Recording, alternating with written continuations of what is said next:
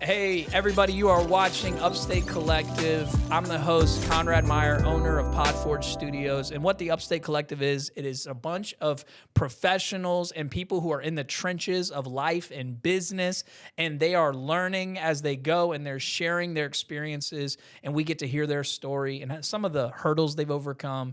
And so today I have on the show with me Zac Hudson. What's up, guys? He is a real estate agent in the Upstate. He works for Love My Hometown. That's correct. Right? And this is a recent transition, which is what we're going to talk about, his past life, where he worked for podcast studios and are podcasting people and different podcasts. And so he's been around this industry for a while. And since I'm launching a podcast studio, I figured the best guest to have on for the first time is somebody who could say a little bit about the podcast business in general, how podcast content can affect your business, and why something like Podforge Studios could come in handy or be a great asset to business owners in the area. Yeah. So I'm excited to have you, man. I'm excited to be here. Like, it's been a little while since I've been behind the camera and behind the microphone. You mean in front of the camera? You're usually behind it. I'm behind the microphone, but I'm in front of the... Wow, you can tell who's been behind the camera. It's 4:48. It's 4:48. But no, you can really tell. Like, I've said the same thing before. We're like, no, I'm actually behind the camera. I'm like, no, I'm usually behind the camera. On one of the podcasts, I was both behind the camera and in front of the camera. Ooh. So I was behind. I would do live. We was a live show, and we would do the switch. I was doing the switching, but they would still ask for me to come on and speak. And so but that was... You had a camera that was facing you. Yeah, so I had a camera facing me. We had a camera facing the co-host and a camera facing the host. And then I was over there dude, it was like a full control center. Wow. They're like back to our tech guy. It was, I didn't speak a lot. I always felt like every time that they were like, Zac, what are your thoughts? I'm like, I'm trying to get the next scene ready, and I'm pulling up the next website that we're going to scroll over and talk about. And here's the graphics. And dude, it was a fun job. It's probably still my all-time favorite job. That was so much fun. We're definitely going to try to like get him in the studio every once in a while to help out, because like he really knows his stuff. And you've seen this whole process. Like, a lot of this has been a lot of craziness up here and me trying to like lay this out in a way that you were like, you're making a rolling station. I remember when I told you that, I was like, I'm going to do like a rolling workstation where all the cameras are mounted to it. And you're like, what? And then you came in, you're like, oh, that's crazy. So just share a little bit about like what you've done, what sides of it you've done. I know you just kind of did right there, but what sides have I not worked on? Oh, I guess that's a shorter list. So I was not the main guy. So I was never the host. Okay. Well, I did actually do my own little podcast for a little bit, and then my brother and I decided to do one, then we shut it down because we were just like, nah, not right now.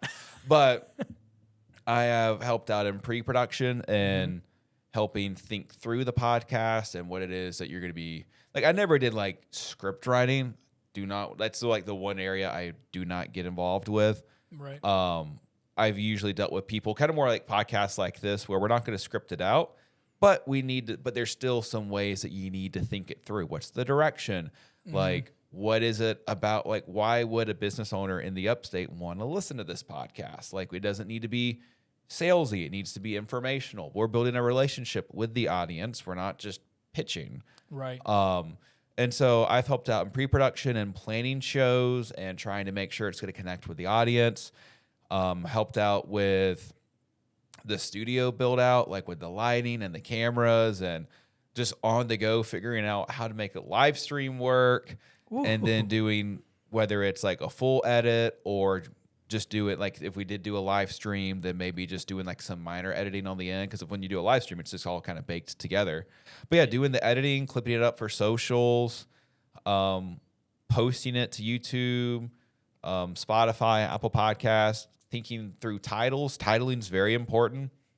Like, you don't want it just to be like how to become a real estate agent. Like, that's kind of boring. Like, what is it that's going to connect with the audience? So if I was going to do a podcast where I'm trying to coach young real estate agents into successful agents, maybe I might title it like how to become a six-figure agent, which, I mean, a lot of people are using that title at the moment with their podcast, so it's not like that's that unique.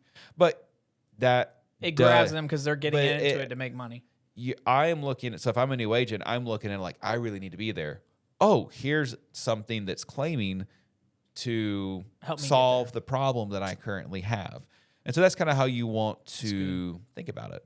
And so, yeah, there's all sorts of, I've been all over the spectrum. I think the only thing I haven't done is there's one time I did write an ad script. Okay. But I had a lot.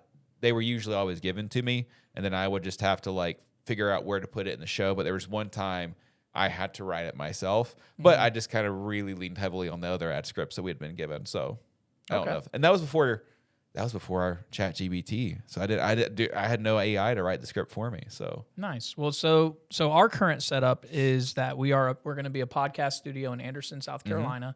We have 3 main sets. So right now we are chilling at the Crucible. Right. I like this one. This is the Crucible. Right next to us we have the Hearth, and then we have the Anvil. And the Anvil is going to be like an actual podcast table where you can have up to 4 people there.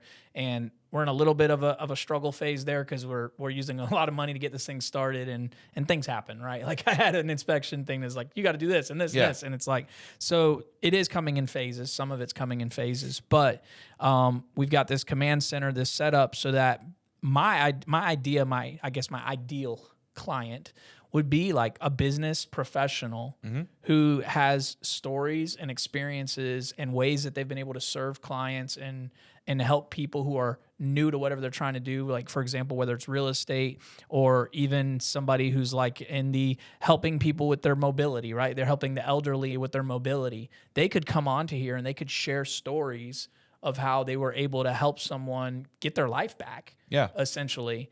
And it's not just we give you a scooter and a ramp, we build a ramp. It's we give you your freedom back. And so then they tell the story of somebody who's been cooped up. Yeah. And they didn't even know that there were companies out here that could do this for them. You know what I mean? Like that could be a really cool way to utilize a podcast. I'm not telling you to go launch a mobility podcast. Yeah. But you come in and you sit and you have conversation about experiences and things that you've been through, and you share like what it means when you serve your community. In your business, right? Because even though you get paid for what you do, there's still service attached to it. You're trying to serve your clients. And so what would you say, like, how could this be beneficial for a business owner? Like, what are some ways that you could think of? Because you've been in this business for a while. I mean, I think it depends on the business. I don't think a podcast is for every business. Right. Like, so I'm going to talk about that for a second first, because I think it is important. And I'm not trying to turn people away, but I do want people to. But I would hate for someone to start a podcast and then realize it was never quite for them. And I'm speaking from what I would consider a failure that I think that I had, and that there was a business. We had a podcast, and it was a very niche industry, and we had a very techy product, and so we were like, hey, we're going to do a podcast where we interview some of the top CEOs in this industry, build a relationship with them, but also like that's a pretty cool, and that no one else is really doing that. Like it was in our industry that I was working in, all of the other podcasts were just kind of like interviewing vendors. So it was kind of like lame content. And we came in and we did 80 to 90, I think it was like 89 interviews with top performing CEOs or high profile individuals in the industry, and like sat down and just talked with them their story of growing their business. Really cool content. The host did a great job asking questions. Right. Everyone that came on the show fell in love with the host. Like literally would send emails out on his behalf and people would respond a year later. Yeah. And because we had built up a good relationship with them. Right. The show never took off. We never got big views, never really turned into leads like we thought it would.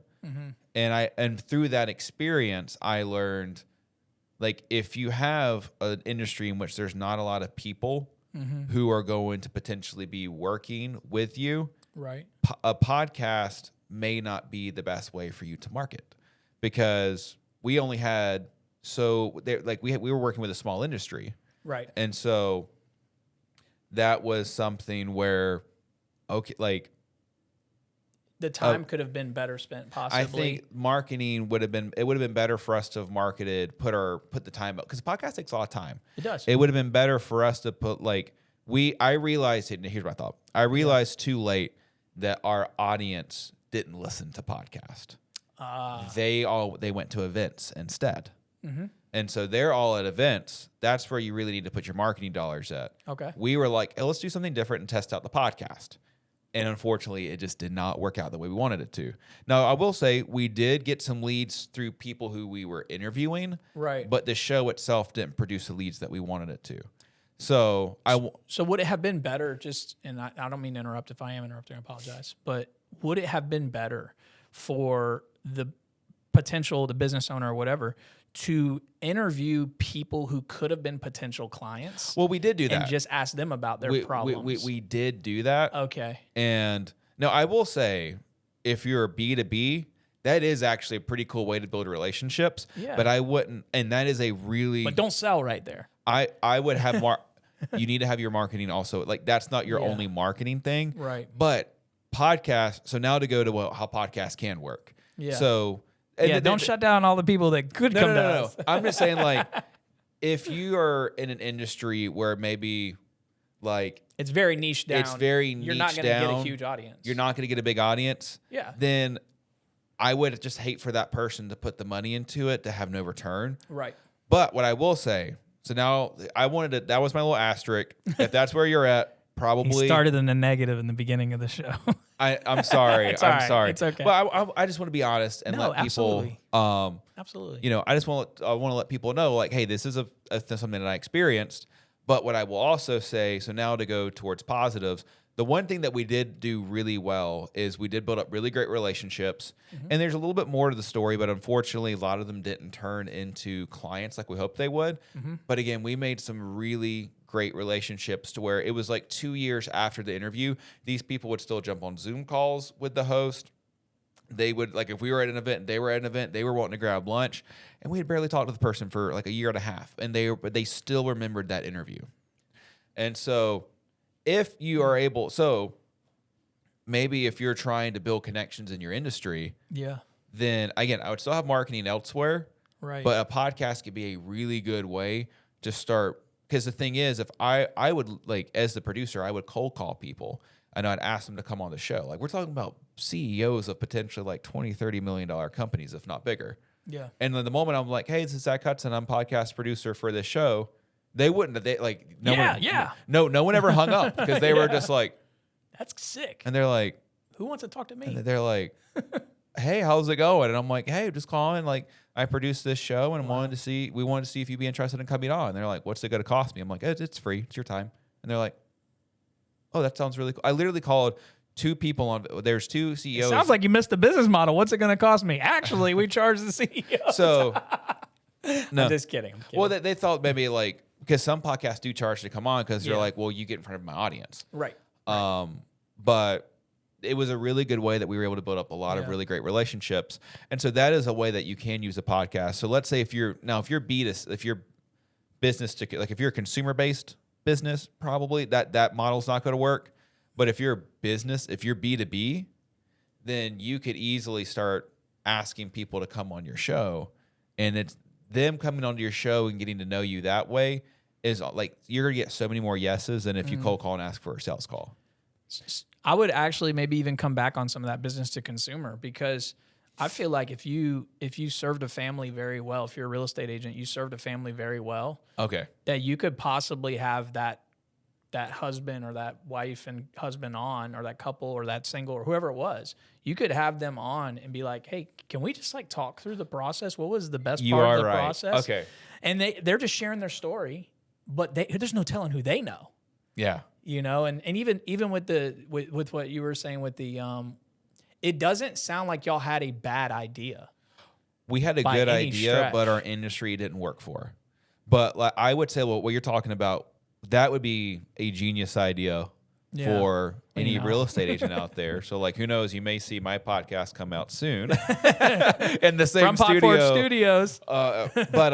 But that could be really cool, especially. And I have seen an agent do this in the area where he interviewed. It wasn't like a sit-down podcast interview, but he did some very quick stand-up interviews with clients that he helped who were moving into the Greenville area. Okay. And so this could be a really good thing for like a real estate agent to do to sit down with a client who maybe just bought a home and, hey, walk through the process. What was it like? And to kind of like, you know, now me, so like, and if I'm now someone who's thinking about selling my home, oh, cool. Let me go listen to what this person has to say about their experience with Zac. Yeah. Or experience with this person or that person. And their immediate network is who you get. So like if you're working with a young professional, just for example, you're working for a young professional who has a rock climbing membership and then they go to the Y, and you don't know who's now their friends on Facebook or whatever. And they're like, dude, I was invited on this podcast by my realtor, or I was invited on this podcast by so-and-so. And so even we could go outside of real estate, like there's so many opportunities. And I do want to make sure I'm very clear here that we're not just here so that people launch a podcast. Yeah. I know that a podcast is not for everybody, but podcast style content, when you see somebody and they are posted up with the microphone and they have a very nice shot coming towards them on your social media, 9 times out of 10, I start to listen. Yeah. Especially if they have a good little good quality intro, audio can go a long way. good quality audio, good shot, good clean shot, and then a little bit of a good caption at the very beginning kind of grabs me a little bit. Like, oh, things you should know. Oh, what should I know about this, right? So you're saying people not necessarily coming here to record a podcast, but just maybe but to just come content. here where it's like maybe I'm looking at the camera and we're recording reels for TikTok and stuff. Yeah. Yeah, I mean, and they could even do it as a conversation. Yeah. And it looks like a podcast, right? Like, but it's just clipped. Yeah. Where it's like, well, how could this help businesses get eyes on what they're doing? And well, I mean, I think like, especially like with TikTok, it's almost like it's either got to be like, I think if you have some professional stuff mixed in with like the cell phone stuff, that way when people come to your page, it's like, oh, like, okay, he recorded like he's real. Like, so for me, I would record videos of homes on my phone. But then if I'm sitting down talking about different types of first time home buyer lending options out there for you, having something where I'm looking at the camera very nicely lit and I'm giving you this information, it makes me look pretty serious. And people are like, oh wow, like he's like he knows what he's talking about. He looks cool. Yeah. So like it like 100% of business can use this to go on their socials, because it is good to have that it's good to have the content that's also going to make you look good. Yeah. Because at the end of the day, like as a realtor, it's like I am a business owner and I am a professional helping people with something. Like I don't like, you know, it's great to have the fun content out there, but people need to see you as professional, because ultimately you're helping them with the biggest purchase of their lives. Yeah, most people are locked in 30 years. Yeah. You know? So, which you can also go into some conversation about that. Like, you're not fully locked in. Like, so many people are like, you have to be in that house for 30 years. No, you don't. No, you don't. No, you can don't. sell that house and move to a different one. Like, you could build equity for a few years and then go, hey, I actually want to be closer to town. That's what we're going to do. Yeah. We want to be closer to town. So we're going to get out of the sticks and try to get a little bit closer. But since we've built equity, maybe we can get a better house with a little bit more room and some different things, because we've been building equity at a time the house values are still moving up and building income and different things. So this type of a setup, what do you think about for a business owner? They don't have to worry about the cameras. They don't have to worry about the lighting. They don't have to worry about the editing if they pay for a certain package. I think that's like a lot of tech headache gone. I think what a lot of people don't understand is I think you see it a lot. People are like, I'm going to start a podcast, and they go, but then you realize there's a lot of gear to get, and then you're going to need somebody. If you want it to look good enough. If you want it to look good. And I think if you're a business owner, there's a certain threshold that you need to have. Like, it's one thing, like, yeah, I'll record some TikTok videos on my phone. Right. But if I'm going to do more, if I'm doing a podcast where I'm trying to like I've got ideas for podcasts, how I want to help educate first-time home buyers, I'm not going to be doing that on my cell phone, like FaceTiming somebody, talking to a lender. Like, we're going to sit down in a nice area because I want to be seen as a professional. Right. And what people don't also understand is that when you do build out, when you want to do it yourself, okay, well, you're going to need to buy a camera. And then you're going to need to make sure you get the proper cord that goes into the computer to that way it's recording. If you're going, well, or you can just record on the SD card, but you need to make sure your SD card is large enough. Yep. So then that way you're not halfway through and you realize, oh, I've already reached max capacity. You also want to make sure you buy a camera that's not going to shut off every 20 minutes because that does happen. That's why I had to get a new center camera. You want to make sure that you have a good, like you're going to need a microphone. The microphone is going to be able to it's going to need to be recording somewhere. Most likely your computer. Does it connect to the computer? You might buy the nicest microphone out there. Guess what? It doesn't connect to the computer. So now you have to buy an adapter. And then you also need to get lighting. And then after all of that, then you've got to find a spot in your home to be able to record at. Set it all up, tear it down because it's your home. Well, depending on where you're at, maybe you're able to leave it set up. Right. But it's a lot. And so you're going to need to have a room just specifically for that. And then it's going to need to look nice. You're not going to necessarily want it to potentially just be white walls. Like you've already got it really nicely set up here.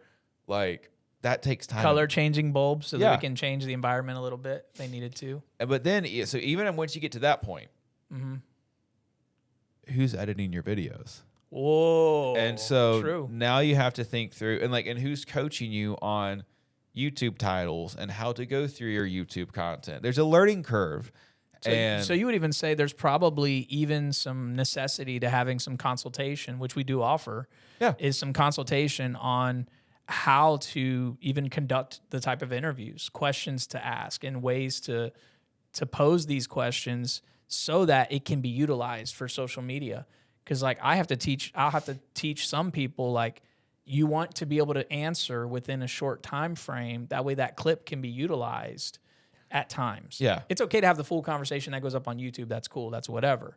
But for social media, if you want those clips, then you got to be kind of prepared for some zinger type answers. If you're coming and recording clips, you need to be concise. Yeah. Like you can't have a 5-minute long Reel. TikTok reel. People aren't going to listen. Right. You need to drop that bomb. You need to drop the bomb and get to the point. That's good. But yeah, I mean, dude, you can do it without consulting, but you're gonna have to. No, hold on. I'm teasing, bro. I'm teasing. It's gonna take longer. Yeah. And you're gonna go through a little bit more of the growing pains than if you were to sit down and have someone say, yeah, you could do that, but let me tell you why this isn't going to work, and this is really how the algorithm wants you to do these things. And so my recommendation is that here's how you need to handle this conversation. And again, a lot of times when people first start a podcast, they want to come at it from a very salesy perspective. And you kind of have to, and especially as a business owner, and if they've been working in sales for a while, you kind of have to coach them to be like, this is relationship. Like this is relationship. Like yeah. At the end of the day, and I can think of a situation where I recently bought into, now granted it was an expensive product, but they're fully planning on buying some more expensive products from them. But me as a realtor, I came across a podcast called Hustle Humbly. So if you're a realtor out there, highly recommend. And started listening to their stuff. And dude, they don't sell one bit. I mean, they will mention their products, and they'll have little ads, or they may talk about it here or there. But dude, if you listen to their hour-long podcast, you're getting value for 57 minutes. Wow. And between my broker and that podcast, I feel like, man, I'm set. Like I've got all the education I need. But I literally joined their community group. It's only $25 a month, but I joined, and they've got some other products that I'm eyeballing and I'm probably going to buy that a lot more expensive than $25. But yeah, I've now built up a level of trust because of what they've done and how much value they've given. I trust them. Yeah. I'm like, man, if your podcasts are this good and you're giving me that much value for free, well, a couple $100 for this really cool template that you've built out seems pretty fair, because if you give me this much value for free, I can only imagine how much value I'm going to get for this other, for something that actually cost. And even like the group, it's $25, but I already feel like I asked a question on there, got it answered, and I'm like, shoot, I've already got more value than what, like, yes, out of this than $25. Like I probably To be frank, I think it probably will, like, I think their group could probably, I hope they don't hear this and change the price, but they could probably charge $100+ a month, and it would still, in my opinion, it would still be worth it. Some people would still be in on it. Yeah. I'd still be in on it. Yeah. Careful, you're going to raise the price. My brother-in-law came here, and we went to a restaurant in town, and the first words out of his mouth is, "You don't charge enough." I'm like, this is the only place that I can come to eat. And it's not $25 out the door. It's like, shut up. Shut your mouth. Every realtor who's in that group is like, Zach, stop. It's like Zach's over here like anti-selling. That's what we do. I'm just kidding. I know, but but ultimately. But that's the reason. The truth is what you said, though, is you said that you trust them. So the reason podcast content works, especially conversation, is it builds trust, right? I'm talking with a real estate agent in the upstate.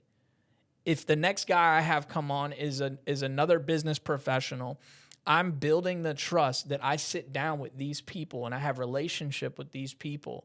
And so then people go, if these guys are coming in and out to his business and they're coming in and out to what he's doing and what he's proclaiming in these podcasts, what they're talking about, then there's going to be a level of trust established, not just with me, but with who I have on.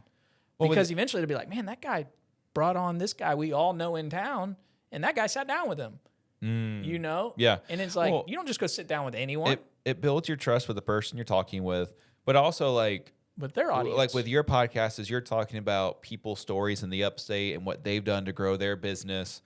Like, even for me as a realtor, you like, maybe you have on someone that's built up a successful detailing business. Right. It's like, there's still things I can learn from them, from their marketing and just the drive. And I mean, that's valuable. Like, that is such valuable information to be able to peek into successful people's lives and see what they've done. And especially, it's really cool when it's kind of local and maybe there's opportunities that I'm like, cool, like I kind of want to go meet this person over a cup of coffee and like pick their brain, and maybe I can share some marketing stuff that I've done with them. But I mean, but like, that's a way that it's so valuable that we're having these conversations, because now people who are listening to this are able to sit down and hopefully at the end of the episode think through, okay, I have a really niche business that's B2B. Probably maybe not for me, but then if you're like a broker and you're like, man, like I could start having industry professionals on, or do like a first-time home buyer course, or do these things that could be some really serious lead generation. Right. That, like, you know, you get 10 first-time home buyers that buy a $250,000 home, like, I think you've probably got a good return on your investment for that one video. So like, you know, there's a lot of, I would say for a lot of businesses, oh my gosh, podcasting is a seriously good thing for you to get into. Because again, it does build trust. It's very unique in that, like, you can market to people without it feeling like marketing, because ultimately it's all relational. You're sharing stories, you're having conversation. And people do, even if you are B2B, people do business with people. And so... and people they trust. And correct. And again, I mean, that's a key thing. Like, and I forked over the 20, and again, it's only $25, but if I'm now giving them $25, the likelihood that I might give them $200, $300, $400, or $500 down the line now goes up, because, I've already stepped in. I'm like, okay, I trust you enough to do this. And now I'm in the group, and I'm like, man, the group's already worth $25. And now the chance that I'm going to buy something else even more expensive, pretty likely. Yeah. And so, I mean, it's just a really cool opportunity for business owners to be able to kind of let their personality show, have people, and give value. And again, if you're going to start a podcast for your business, I mean, like, don't expect a return on your investment within month one. Right. Like, you need to give it 6 months to a year. It's gonna take time to build. It's gonna take it. You're gonna like, and it could happen faster.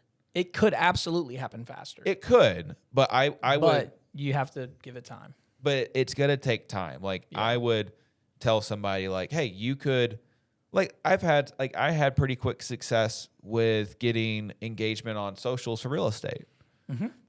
It's possible, right? But at the same time, like, usually those things do take time. But again, you could have a podcast and things start going well, and 3 months in, you're like, man, I'm getting leads. But usually stuff like this does take a little while. Right. But once you get it going, I mean, here's another cool thing about podcasting is once it's going, it just, and especially if they're evergreen conversations where, you know, a year down the road, it's not dated. Right. They always live on YouTube. And like they continue to live on YouTube, Spotify, Apple Podcast, and something that you post today may still be generating you leads, you know, 3 years from now. I can tell you that there's been several podcasts that I went to and I listened to, like, let's say the latest episode. Then I listened to the episode before that one. Yeah. And then one more. And I'm like, you know what? And all the way to the beginning. And then I start listening. Well, because number one, I get to hear their growth, you know, but number two, it really gives me a full context for who I'm listening to. Now, like, there's been people where I'm like, there's no way I'm gonna go listen to 300 episodes. Yeah. I'm not just gonna binge listen, but I'll go all the way to the beginning-ish and find something where it's like, that's applicable. Something that I'm looking for. And then I click it and I listen to that one and then I'll scroll through and I'll find other ones. And like you said, if they're posting video on YouTube or Spotify or whatever, I'm in a group right now that's several $100s because I watched something that they did, and then I went on to a live stream type of conversation where they were, you know, and they were offering value the whole time. And I will say 9 times out of 10, I don't go for that stuff. Like, I'm like, they're going to try to sell me on something. Yeah. And the guy was just like, look, here's what I normally charge. And there were people in there saying, I pay that right now. And people that I knew, there was a guy that I knew in Florida. And I was like, wow. And he's saying, I don't even care that you're getting it cheaper than I pay for it because it's so valuable. And so I joined, and that group is literally what has helped me get to the stage we're at right now, where I've been able to submit questions to them like, hey, this certain thing is doing this. Has anybody had this problem or this issue? And they're like, oh yeah, this has happened to me. And so even in this process of launching this business, there's been some hurdles. There's been some things to overcome. Like, I'm creating a roll around desk that has everything built into it so that we can go to each, you know, different set and set up relatively quickly for a new client, so that this could be like it's not technically an hour, it's a 90-minute sessions, because I need about 30 minutes to set up and, you know, at the end deliver files if they're going to do, they bring their hard drive or whatever. And this is not going to be a typical Upstate Collective episode, right? This is one where we're just kind of talking through your journey in podcast and kind of where we're at right now and how this can be a benefit to people.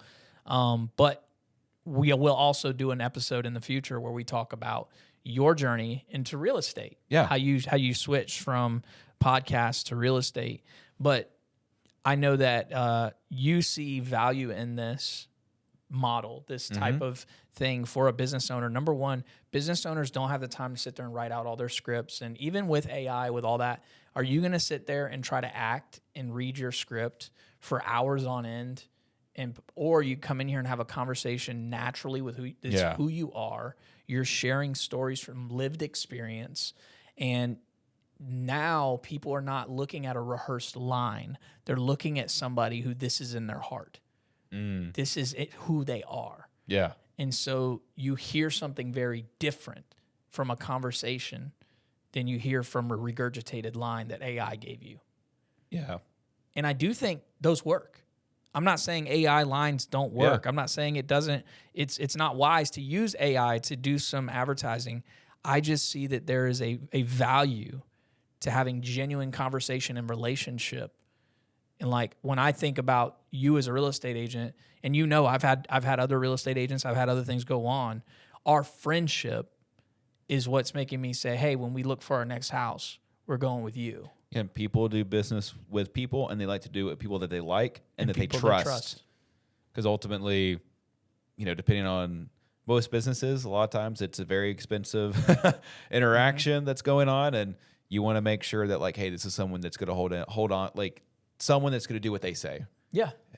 So and they're gonna swear to their own hurt if they make a mistake. They're gonna try to figure it out. Yeah. Because I mean, talk to any business owner, they've made mistakes, right? Like, they've tried to deliver for a client and some went bad. I'd rather work with the business owner that's willing to maybe talk through that story. and be honest. So then that way I'm like, okay, this is how they handled their mistake. So now I got a little bit more trust in them, because a lot of people don't want to admit that there was a mistake. But when you do that, like, people connect with that, because humans want to work with humans. And by being a human, that automatically means you're going to make a mistake. And a podcast can be an opportunity to potentially kind of let people peer in, like, see not just you as a business owner, but you as a human, to where they're able to connect with you on that level and build that trust. Because if you throw up a wall of perfection in your podcast, you're probably not going to get any business, because no one wants to work with perfect people. Right. But if you are willing, and I'm not sitting there saying that, like, you have to share every, like, no one wants to hear your dirt either.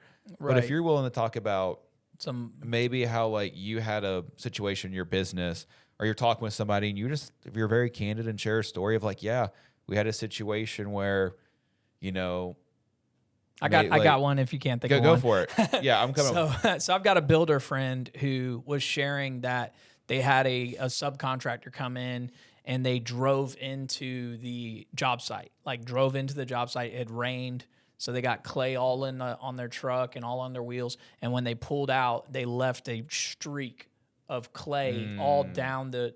And and this builder's building nice houses down this nice neighborhood street that is probably really nice, And so immediately he starts trying to find a solution to clear off the street. Like, he's like, I need to get a pressure washer person here quick, because these contractors left this huge trail, and he had an HOA person that was basically coming out to yell at him or say something. And he was like, hey, I've got a pressure washer on the way. They're handling this. Can you imagine the forethought to say, I don't want my job site to affect your neighborhood like this? I don't know many builders like that. Yeah. Right? Or a builder who says, hey, I went in and I wrapped all of the countertops with some foam and taped over here and put board on top of this, so that if anybody sets their tools on there, they shouldn't, but if they set their tools on there, it's a little protected. It's protected, And I was like, wow, like, that's an extra step that's not that hard, but it just carries the value of who you are, that you value these people's home that you're building, that it's not just, I'm just a construction worker and I can come put my feet wherever I want and like do whatever. And it was like, hey, I wouldn't want my tub damaged, so I cardboarded it up. I wouldn't want this damage, so I did this. That makes me go, if I was building, if I had the budget to build what this guy does, I would hire him in a heartbeat, because I know his attention to detail and that he cares. Right? Yeah. And so I learned that through a story. And guess what? It's not about, like, whether I would use him because he's a builder. I would use him because I trust him. Yeah. I would go with you because I trust that you would care about my house as if it was yours. I've got a buddy that has a business who said something like, if I wouldn't let my employee take care of my mother, my elderly mother, then I'm not going to let that employee take care of yours. And so he hires based on whether he would trust them with his own parent. Bro, that makes you go, if my family members needed help, I'm calling you. And I know right now, I feel that emotionally. I feel that because I have in-laws that have gone through some health stuff. Yeah. And so we're starting to think, what happens when they need help? And it's when we can't deliver that help, right? Like, there's options out there that I now know because of a story. So that's where podcasts, I think, it sells through story. Yeah. Well, again, it's an opportunity, and it takes more than one episode. Like, but it took more than one episode for me to buy this product and to build trust with this company that I am currently starting to work more with. But by listening to one and feeling like, oh, this was good, there was something of value here. They were like, they shared success stories, they shared failures, like. But ultimately, like, I listened to this, and because ultimately, I think one of the most important things anyone needs to understand when they're starting a podcast is, and it's just going to sound harsh, they don't care about you. The listener doesn't. They don't. what they care about. And as much as I like might sound mean, like I didn't know who these people were hosting this podcast. Right. Like, but they had a title that seemed to solve a problem that I was in need of solving.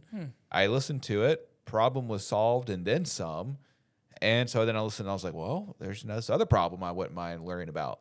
Listen to that episode about that problem. I was like, man, they solved it with a side of sweet tea on the side. Like, this is good. And then as I look at, 3, 4, 5, 6, now probably who knows how many episodes in, I actually, now there's like, hey, like I feel like I kind of know the host a little bit. I actually like, I love the show. Like I'm willing to support them and what they're doing because they've proven that they're willing to give value to the listener. Right. But ultimately when you're doing a podcast, you have to think about like, it's going to take more than one episode. It's going to take and you have to think about every episode, every minute needs to be filled with value. So then that way, because if you're filling it with value and you're giving them things and if that's bringing someone on the show that's maybe a big time business owner in their industry to come on. So let's say you're a business consultant for construction workers. Well, that, you start bringing on some big time builders that are doing really well in the air, doing really well. You interview them, have them come on, and and these people are just giving value. Like, so then a new builder comes on, is able to get a feel for, oh, here's what they were doing to grow their company. I should try that out too. Right. You've now given them value. But again, and then you do that on episode 2, episode 3, episode 4, episode 5, episode 6. Then all of a sudden, all these listeners that are now given potentially hours of their time to your voice and your opinions and thoughts, like they grow to trust you and to ultimately really like you and probably would be willing to do business with you. Wow. So. You heard it here first. No, I'm just kidding. We had no podcast. And at the beginning, I'm not trying to say people shouldn't do podcast, but I think a good way to build trust with people is to let them know, like, hey, if this is an industry that you're in, you probably don't need to be doing it. Like, it's not for everyone, right? But for those it's for, and it can be really, really good and could potentially be really lucrative. Yeah. But you need to be willing to give it the time that it needs, and you need to be willing, like the time it needs to be like just. Maybe it's going to be episode 25. And when you get to that point, like, I don't necessarily have a number of like, if you can make it to this, and most likely you'll be successful. Like, well, you should be using strategy throughout it too, right? Oh, yeah. Like, I need to come up with a clean opener. I need to know my topic that I'm going to be, if I have a business owner on here or whatever, I need to have a pretty good idea of what I'm going to ask them. Oh, yeah. Within reason. Like, if I know you, so I know the questions I can ask.